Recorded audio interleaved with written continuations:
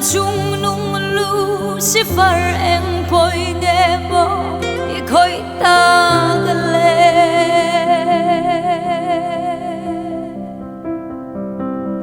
lung lu moi tin reng thua mini chapo na in ni khata mo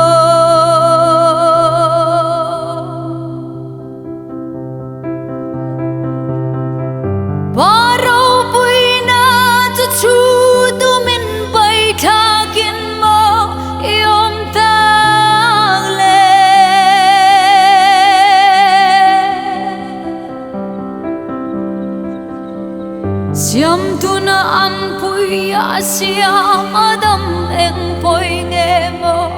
i khoi ta gale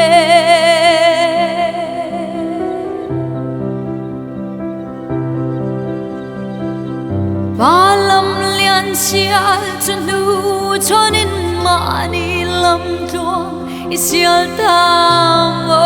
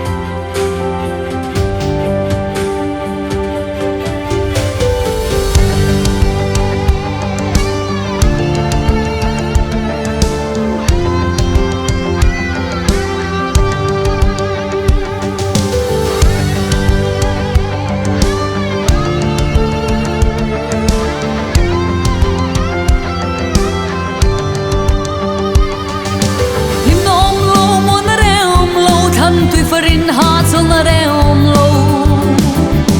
du de pui noi a chare om lo lok no om lo va du am de ra lei nun ra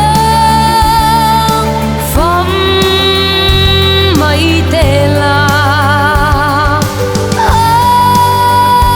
lei nun ra fam mai te la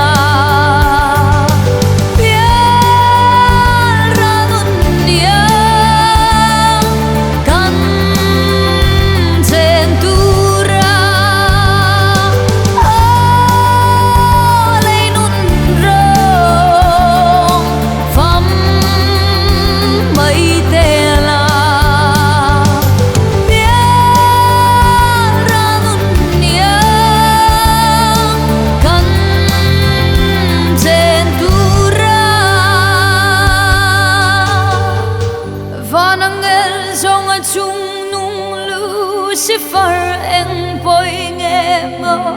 i khoi ta